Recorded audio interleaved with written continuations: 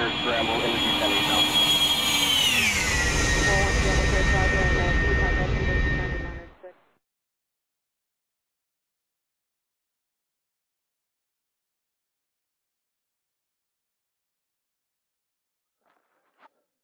Hello and welcome to today's flight. Today is June 26, 2020, and we're on the ground in our Piper Cherokee at Tacoma Narrows Airport getting ready to head over to Ranger Creek. This flight is in preparation for a real-world flight that I'll be taking possibly later today or another day where the weather is good. We have nice VFR conditions today. So this flight is going to take us down into a valley. We're going to be following a river, and the terrain on either side of the airplane is going to be higher in elevation than we are. So this is one of those flights that I really want to prepare for well before I go into the real world situation. So let's jump inside the airplane, get it started, and I'll brief the flight for today. So here we are in our trusty Piper Cherokee. Today we're going to be using ForeFlight. I'll bring that up on the screen. That's our route I programmed in here. That's us on the ground at Tacoma Narrows Airport. And we're going to be flying eastbound, and we're going to be going through Class Bravo airspace, underneath Class Bravo airspace here. We'll be below 3,000, and then we're going to go through the approach end of SeaTac International Airport. That layer goes from 1,800 up to 10,000. So we'll be at 1,500 feet here. When we emerge on the other side, we'll begin our climb up to just under 3,000 feet. Actually, we can, just under 3,000 feet here, and then we'll continue to climb once we get out of that layer up to just under 5,000 feet. And once we clear that layer up to 5,500, and that's our VFR cruising altitude into Ranger Creek. And then we're going to be descending up in here and following this river all the way into the airport. And as you can see, it's surrounded by high terrain on either side. Let's go ahead and take a look at Ranger Creek Airport. Starting with the weather there, it doesn't have weather reporting at the airport, so it's going to bring up the nearest weather, and that would be Stampede Pass, showing variable winds at 6 knots, 10 statute miles visibility with sky clear. Thunfield, and we'll be tuning into Thunfield ASOS and listen to that en route. That's showing winds calm, 10 statute miles visibility with sky clear. Okay, other things that we can take a look at. This is going to be important. I'm going to take a look at the 3D view of the airport, which is also a feature in ForeFlight. And as you can see, it lays right in there with higher terrain on either side, and even on the opposite side of the runway from the direction that we're going to be approaching. So we're going to have to be extra careful in here, really tight if we have to fly the pattern. We'll plan a straight-in landing here, but if that's not allowable based on wind direction, then we'll fly the pattern. And let's take a look at the runway information showing no wind information, as I said. Runways 15 and 33, that would be a standard pattern. If it was a non-standard pattern, it would be so indicated here in red. It would say right traffic pattern. And let's go ahead and take a look at the 3D view of our actual path flight today.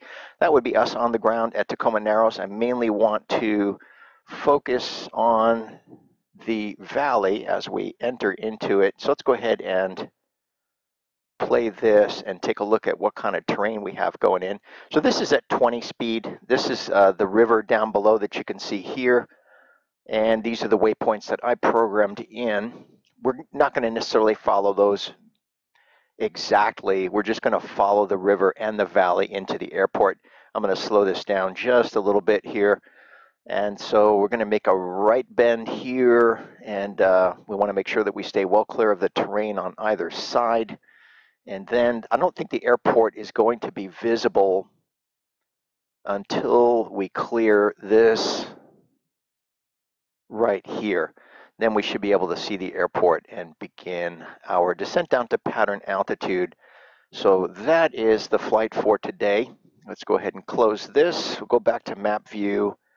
And here we are again at Tacoma Narrows on the ground. So that's what we're looking at. Let's go ahead and slide this over here and make it disappear for now. And we'll go ahead and get the airplane. Actually, no, we'll bring that back up again. So we're going to just want to show you that one of the features here, I'm going to click down here where it says more and bring up the checklist for this airplane. Starting engine. Parking brake is released. Tow brakes are set. Mixture setting full witch, and that is set. Throttle 1/4 inch and 1/4 inch. Carburetor heat is set to cold, And we're going to prime it. We'll give it 3 prime pumps here. We'll bring that checklist back up. Circuit breakers check in. All circuit breakers are in. Master switch on. And again, every time you interact with X-Plane, the checklist unfortunately goes away. Master switch is on, and we're going to check our fuel gauges, and we are showing sufficient and balanced. Fullest tank is the left tank, so we're going to go ahead and set left tank. There we go. And continuing, rotating beacon on and fuel pump on, verify pressure, then off. So there's our rotating beacon, fuel pump on, verifying pressure right here. Pressure is seen and fuel pump off.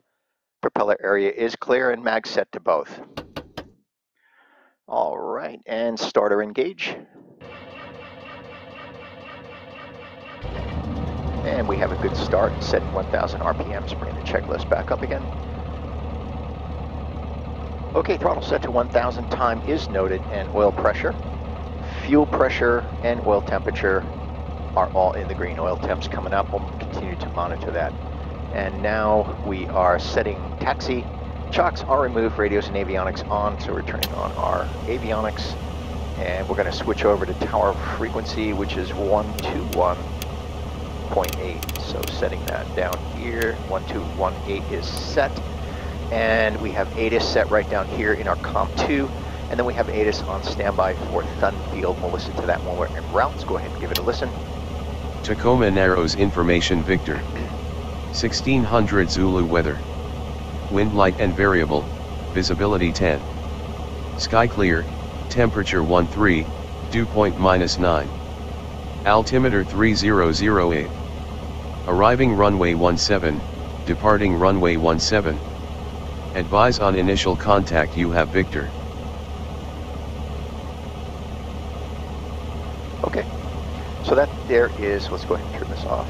And we'll bring ForeFlight back up again. Okay, it's off, and here's ForeFlight.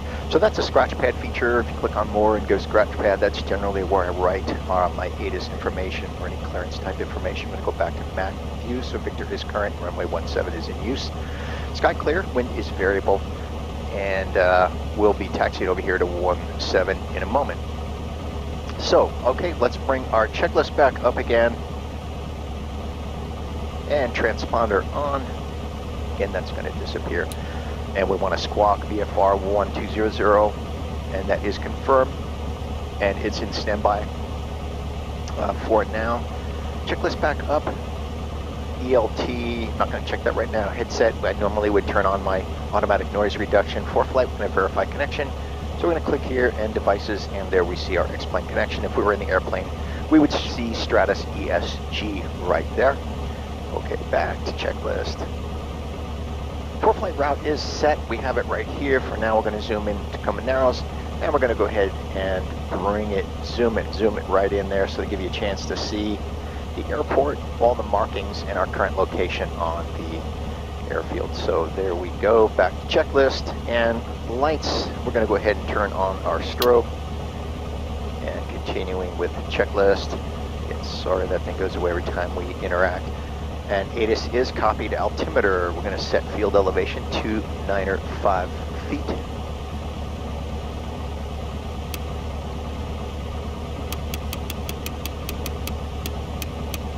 And 295 feet is set. And we want to confirm with our scratch pad. That should be 30.08. 3008 is confirmed. And back to checklist. Go ahead and bring that back up for you all to see. So by the way, this is an iPad that I have mounted to my left side. In the airplane, I have it mounted on the control wheel. In the PC, I have a program called 5K that casts the iPad image onto the PC through Wi-Fi. That's why you're able to see it here on the screen. Directional gyro, we are showing, looks like 355 degrees. I'm going to go ahead and set 355 degrees here. That is set. We're going to set heading bug 4 on runway direction 170. That is set. Bring that back up again. Taxi area is clear. Mixture. We're going to set a slight lean here for taxi, and that's to avoid fouling the plugs. with low RPM operations. Now we'll check brakes and steering on the way out. Okay, so we're going to simulate our communications with ground control. Bringing up my scratch pad, and we have Information Victor. Tacoma Ground Cherokee 7428 Romeo, Pavco. Taxi with Victor for VFR departure to the east. Cherokee 7428 Romeo, Tacoma Ground, taxi via Bravo 2 Alpha, runway 17. Taxi runway 17 via Bravo 2 Alpha, Cherokee 7428 Romeo. Okay, brakes release, and we're going to head over to runway 17. And while we're making our way over there, I want to talk about a few things that are different that I'm trying out on today's flight. One of which is I've got X-Plane 11 version 11.5, it's a beta, and that uses what's called Vulkan shaders. So I've got the Vulkan shaders activated, and the other thing is we're doing Orbx US Washington State, and this is the first time I'll be flying into the mountains with that, so I'm curious to see how the mountain terrain looks using Orbx US Washington HD. And a couple of other things, of course you see the Orbx scenery for Tacoma Airport, and it is fantastic. And lastly, I just downloaded what's called Airport Enhancement Pack. That was a feature available on xplane.org. So I went ahead and downloaded that. And what that does is it enhances all the airports in the X-Plane simulation. It's not going to give you the level of detail that you have here with Orbx by any stretch, but I'm curious to see how that looks at Ranger Creek.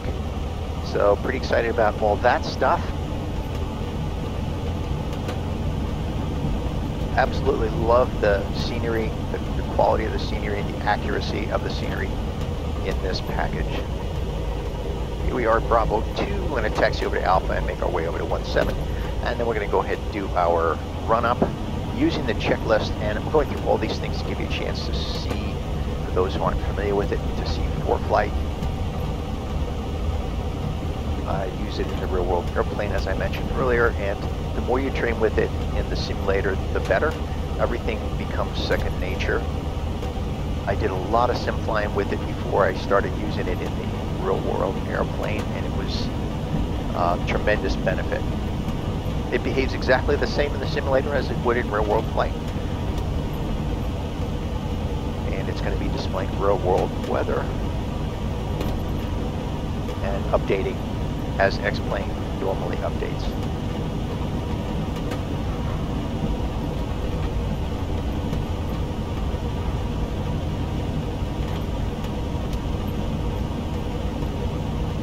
I'm coming up on the run-up area for runway 17.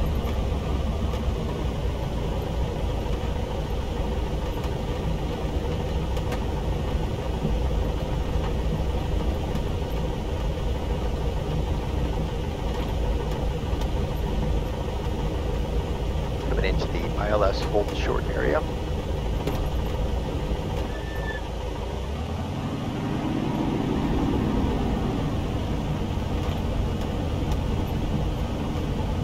Approaching runway 17. Alrighty, okay. Bring the checklist back up.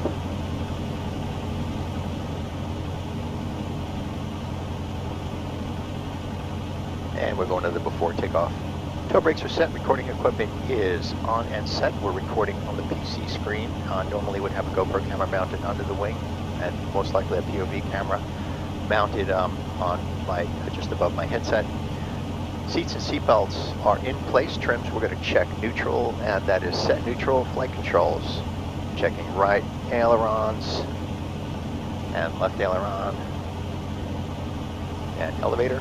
Flight controls are free, correct. Artificial horizon is set. Directional gyro, confirming setting, and that is set. Put this back up again. Altimeter set. Fuel quantity recheck. Sufficient and balanced, and we are set to the fullest tank. Primer is in and locked. Mixture is set. Full rich throttle 1,800 for run up, and there's 1,800. Checking right mag, and that's a good drop back to both. Left mag, good drop scene. carb heats, looking for a slight drop. That is seen carb heat in. And oil pressure, fuel pressure, oil temperature in the green, and suction gauge also in the green, checking idle. Showing 700. And back to 1000. Ammeter check with load. Ammeter is confirmed. I'm going to check these items off. And fuel pump on for takeoff. Landing light on. Flaps set neutral. Bring that back up for you. Okay, so we rechecking fuel pressure. Fuel pressure is good with the pump on. Radios and avionics set. We're going to switch over to tower frequency 118.5. Changing that here. 118.5 is set. And transponder, we want to squawk altitude. Right now it's in standby. And squawk altitude. iPad verify connection. And this is something I do just before takeoff, and there again we're showing a good connection. Back to checklist. Map route is set, and there we are, just near the hold short line of runway 17. It's going to go ahead and shrink that down, and again orient it.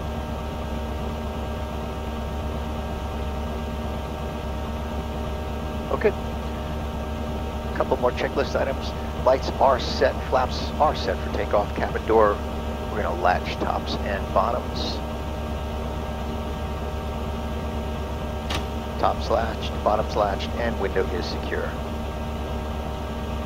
Time is noted, and we're going to taxi over to hold short line, get our takeoff clearance, and be on our way. Approaching runway 17.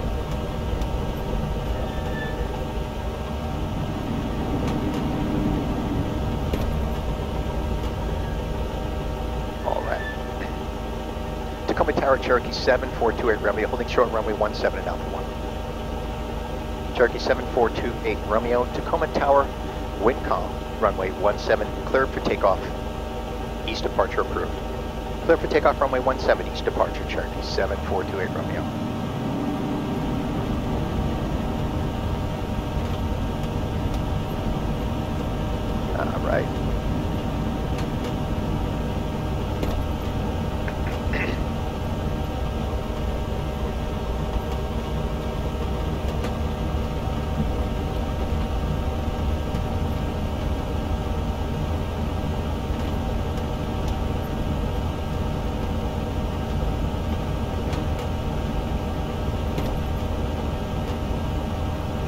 All right.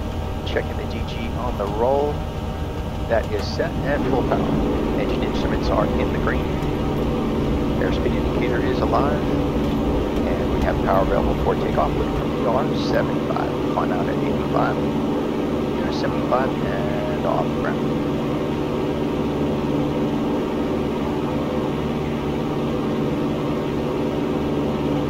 Initial climb out is going to be 1,700 feet, so that we can fly underneath that Class Bravo approach shelf.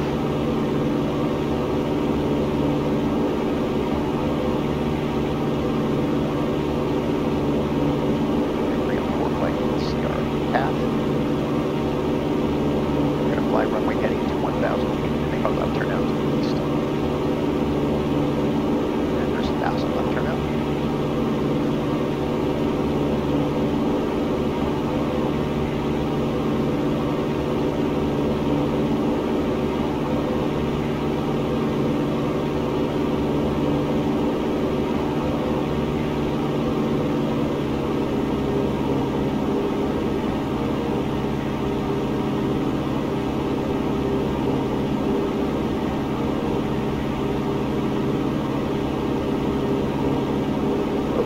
Checklist, fuel pump, and landing light off.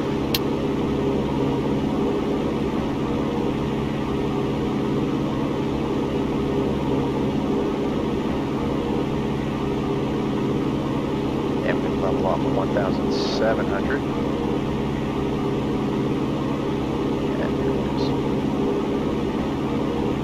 And lean for best mixture, that is set. Bearing to the next waypoint is 083 degrees, our current traction is 61.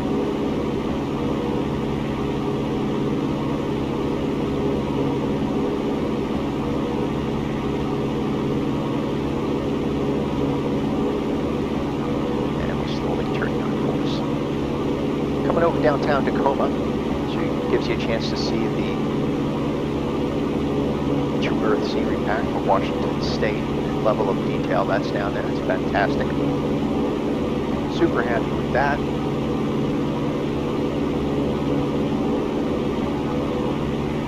And turning on in 084.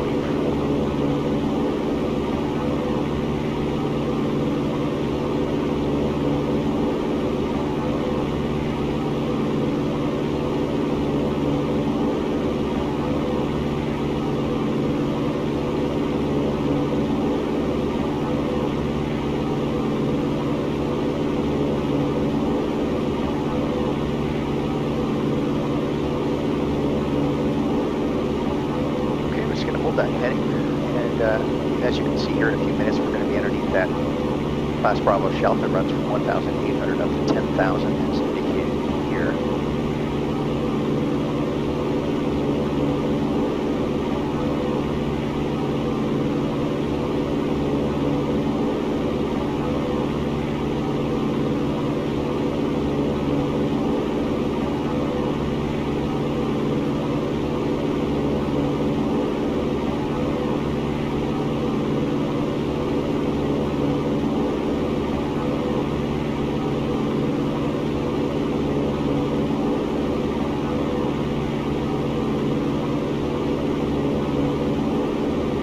Okay, a couple of things we'll take a look at on ForeFlight. So here is our nav log. It's indicating a distance of 49 nautical miles.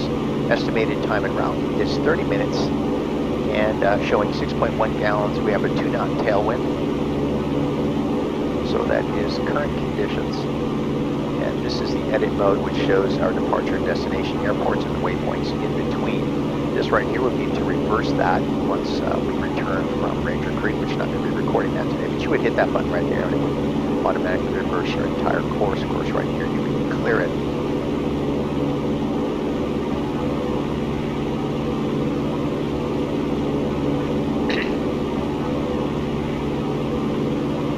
So I'm going to flip-flop over here to Thunfield ATIS and give that a listen.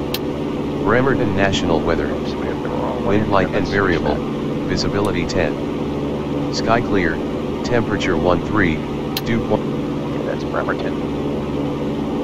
Let's take a look at ForeFlight. And bring up Thunfield. There's KTIW. There we go. Information. AWAS 1285 and 75.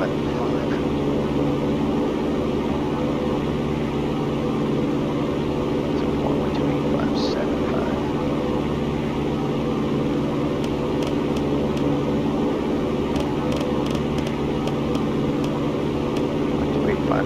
Is set. Let's give it a listen.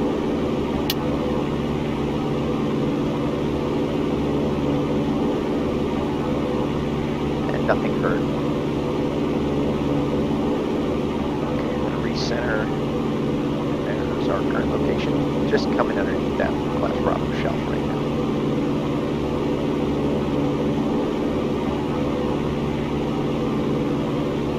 Every now and then you'll get an ATIS frequency that does not work.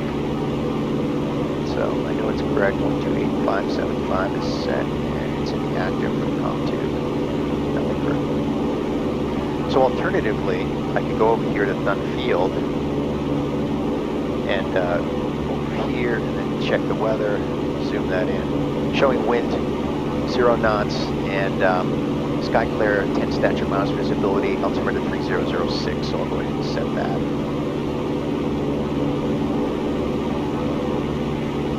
We'll set 3006.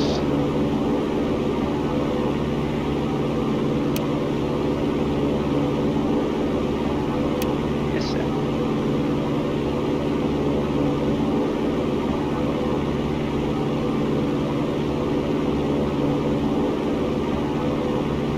Here in a couple of minutes, we'll be coming out from underneath the approach shelf for SeaTac, and then we'll begin a climb up to about 2,900 feet.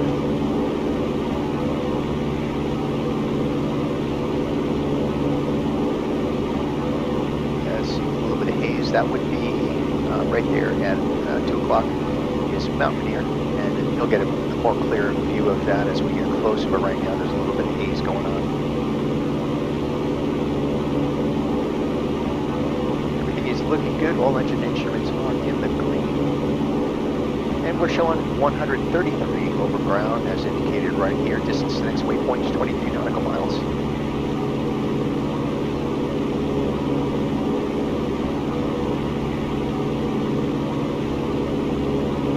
Bearing the next waypoint 085, current track 087, GPS altitude 1,526 feet.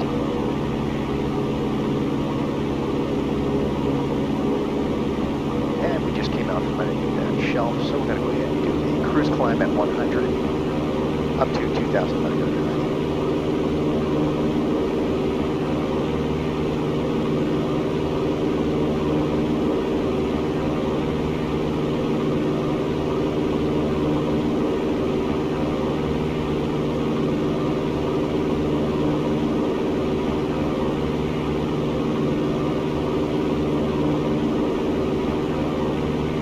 Up on 2,000.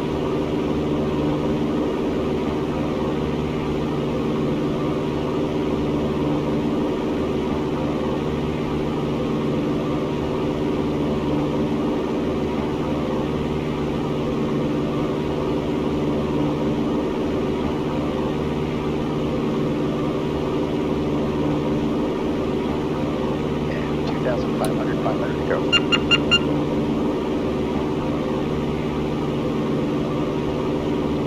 We're not using autopilot, all flying today will be by hand, but that tone that you just heard was the preset altitude in the autopilot if we were using it. So that's another tone for 2,500 as we pass through 2,500. We pull power back to cruise 2,300. We're going to re-lean and level off. Right there. We don't want to go above 3,000. We don't want to go into the class Bravo. In fact, I'll probably bring it down here to 2,900. Right about there. Hold that.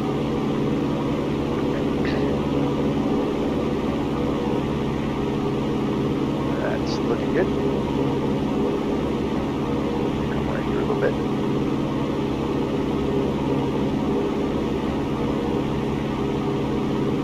So that below us is Lake Taps, as you can see on the aeronautical section. I'll blow that up a little bit for you. That's also a VFR reporting point. Large man-made lake, lots of houses, lots of shoreline.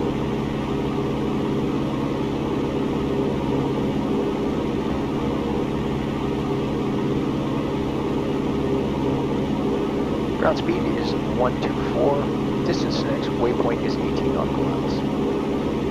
And we'll shrink that down so you can see where that waypoint is. That's kind of be the beginning of our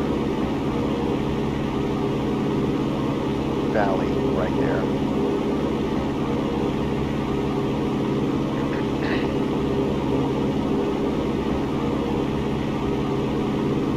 And we're just coming into the next shelf, so we can begin our climb up to just under 5,000 feet to stay clear of the Bravo. Altimeter is set to Dunn Field, which is the closest airport to our current location.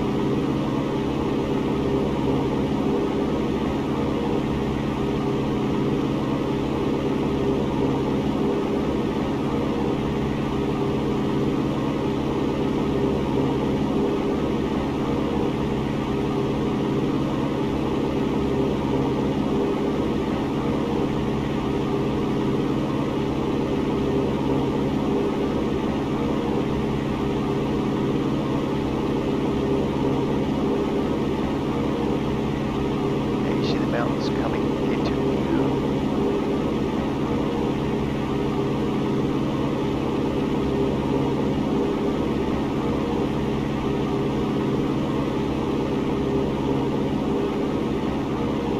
So here we're taking a look at the runway information. So there you can see it's a 2,875 foot runway, 30 feet wide. And we'll plan on a straight in wind permitting.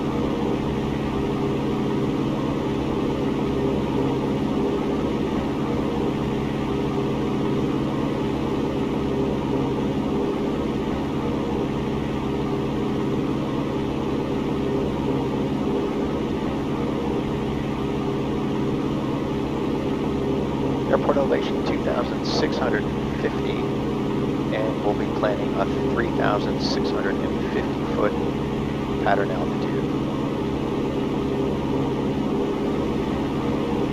Okay, we're gonna climb.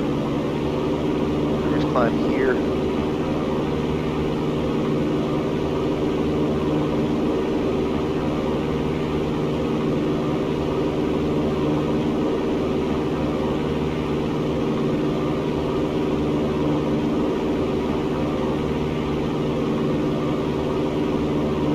Just beneath the class Bravo layer here, which is 5,000 to 7,000, as indicated right here, 5,000 to 7,000.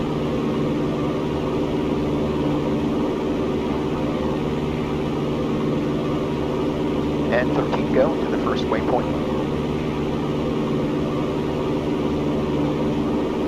There's 3,500, looking for 5,500.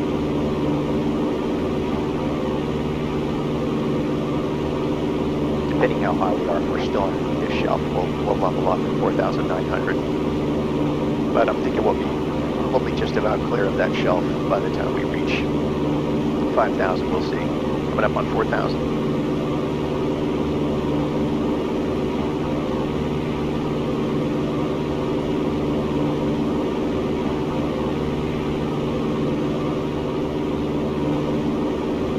There's Mount Rainier coming into view.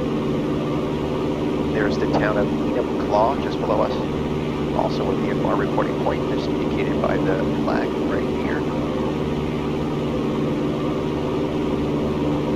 And there's 4,500. 500 to go. If we're still under the shelf, we'll level up to 4,900.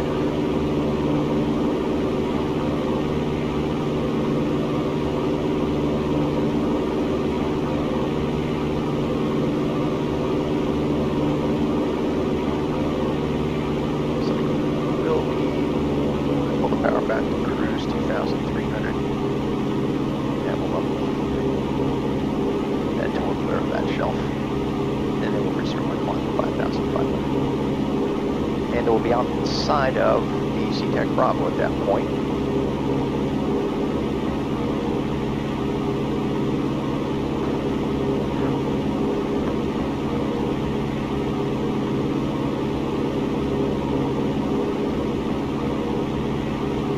Okay, clear the Bravo.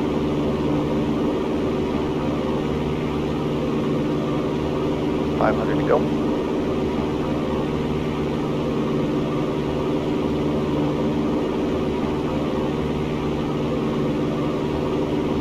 Go. 200.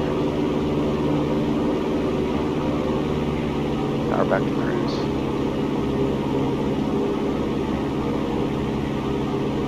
And we'll level off 5,500. Gonna lean for best mixture. Right there. Okay, set the cruise altitude. Let's go ahead and shrink that down. Have a look around. We are 8.6 from our first waypoint. There's a beautiful view of Mount Rainier. Really impressed so far with the HD scenery here in the mountains. That's one of the things I wanted to check out.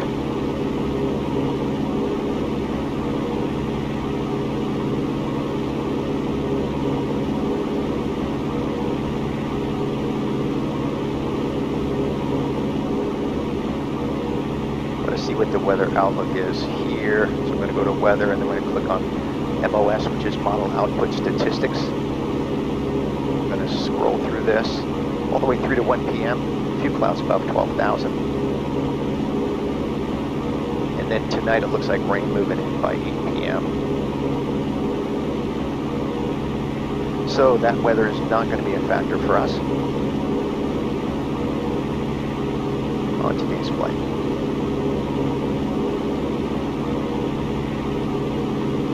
6.7 go to the first waypoint, which is indicated right here. This right here is the Mode C bail for SeaTac Airport, requiring a transponder. Mode C, in my case I have a Mode S transponder, anything within 30 nautical miles.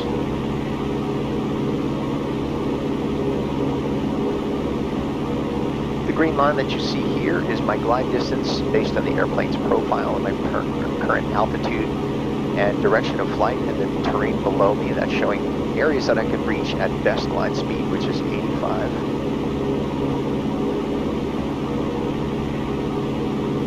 I always leave that on in the event of an emergency. And you can see if we lost engine power, there are 2 private airports that we can make it to. Whiskey November 76 and Whiskey Alpha 77.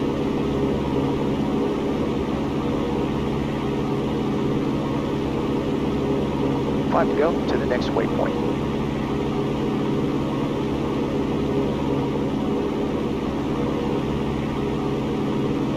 Those are Forest Service roads. Going up the ridge line there.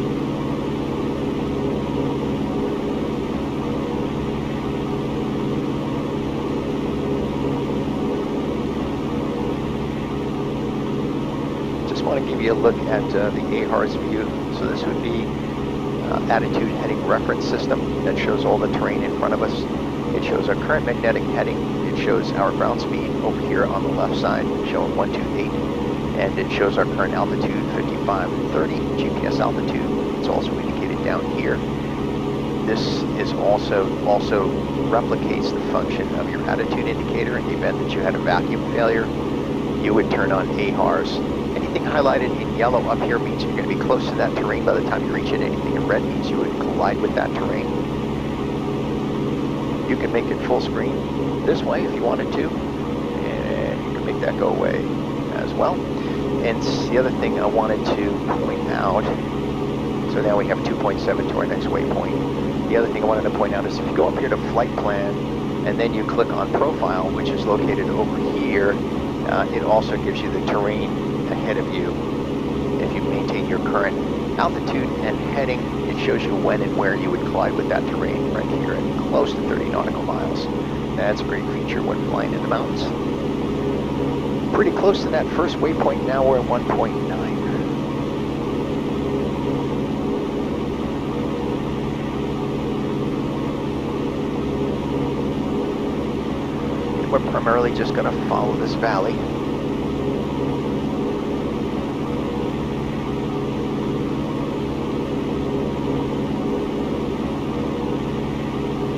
Switch over here to the CTAP frequency for Ranger Creek, which is 123050.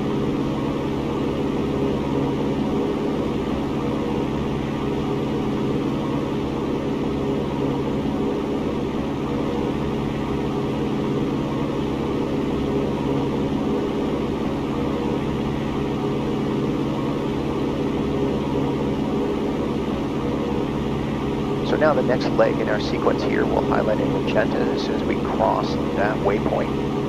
So that leg will become active. And if you touch on the leg right there, it'll give you the distance of the leg. That leg's 4 nautical miles. Go that long, and then the course heading is 089 degrees.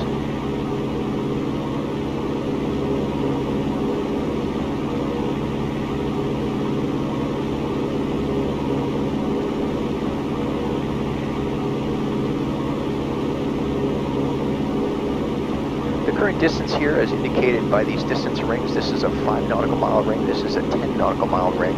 So we're just coming up on the distance from the airport's just right about 13 nautical miles.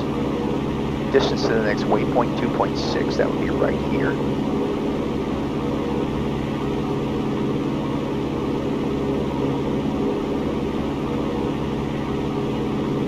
And let's take a look outside the airplane.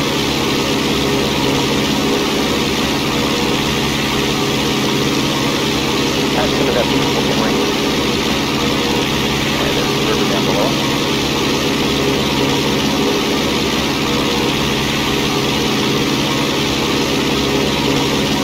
Out here.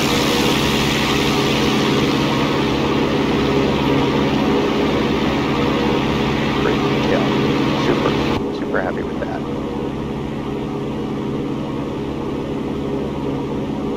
And there's our current location, and we're just coming up on 10 miles from Ranger Creek.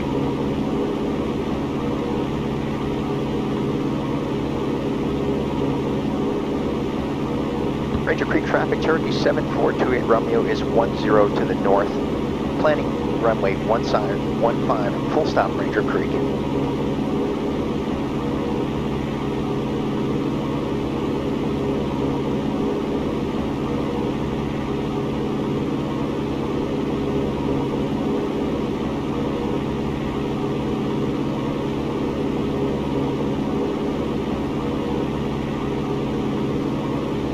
start a nice gentle descent here down to pattern altitude, which is 3,600 feet. And we're going to follow that valley. So we're going to have terrain on either side of the airplane that's above our altitude.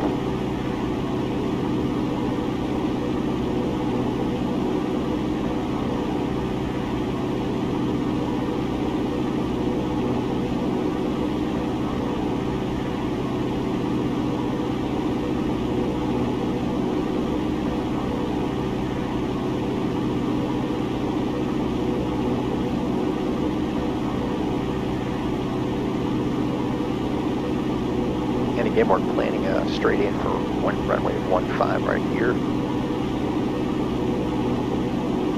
You can see the terrain right here, 5271, 6176, and we'll be at 3600, so clearly in a valley. And that's one of the reasons I wanted to do this flight on the sim before I do the real world flight.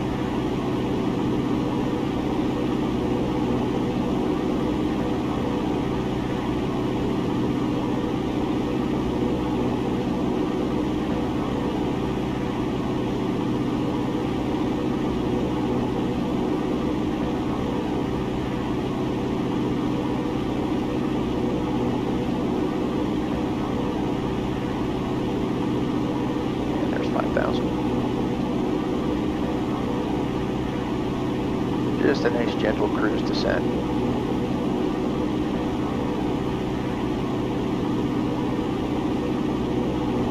And based on the 3D movie view that we looked at in our flight planning phase, you notice that there's a dogleg left. You won't even see the airport until... Warning, terrain ahead. Yeah, that's a good feature. Can be annoying, but it's telling you that, hey, there's rising terrain on ahead of you and either side of your current path of flight. So that's a safety feature built into ForeFlight. That's going to keep coming up as we progress. Alert, terrain ahead. You can see the angle that it scans right here, and it's looking for any terrain that could be a hazard to your current path of flight. Of course, here's the valley right here, so not a factor. Coming up on 4,500 feet.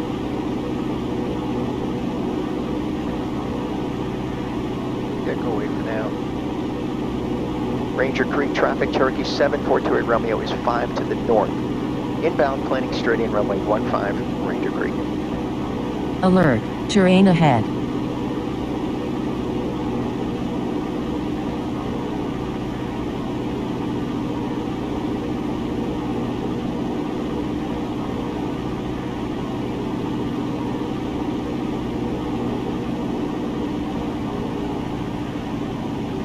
Okay, pre-flight check list. Mixture set to full rich. Carpet is in, primers in and locked. We have fuel pump and landing light on. And we're setting fuel tank, fullest tank, monitoring fuel pressure. And I think I see the airport there coming up. Coming up on 4,000. Yeah, here's that mountainous terrain to the left. 500. So that's Alert, our AGL terrain parameter. ahead. That's our altitude alert, courtesy ForeFlight.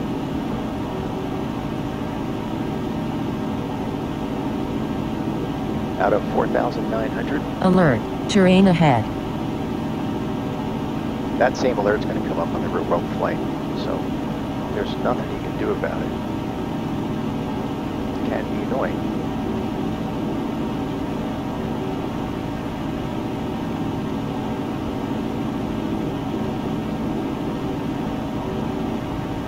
Alert, Setting terrain first ahead. onto flaps, get the airplane slowed down.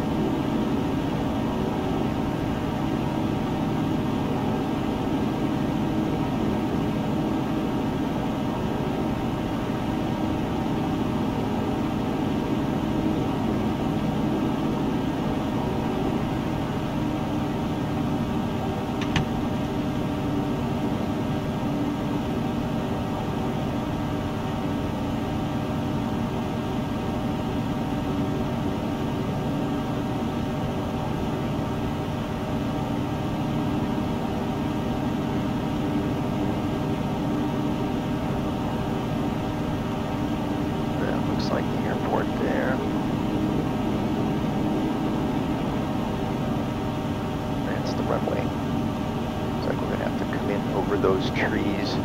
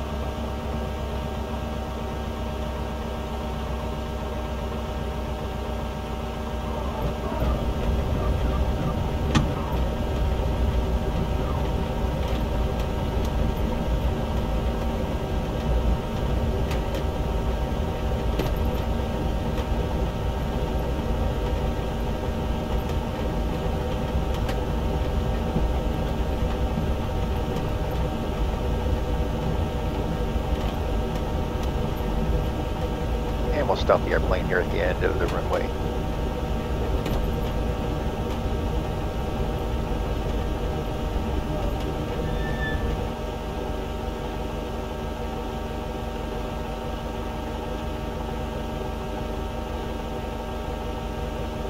All right, so that concludes our flight. I'm just going to go ahead and bring ForeFlight up here briefly and just to show you a couple more features.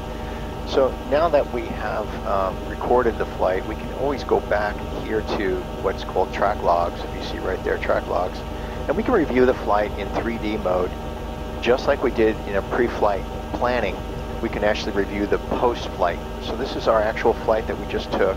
So I'm advancing now to just when we got into the mountainous area and started to follow the river. Right there is 20 times speed, so we're just following our actual flight path that we just took. And this would be our descent in preparation for landing, so you can see the altitude displayed up here and ground speed there in knots. So as we come in, I'm going to slow this down to about 5 times the speed, as you can see indicated right down here. So this is 5 times speed. And approaching runway 15.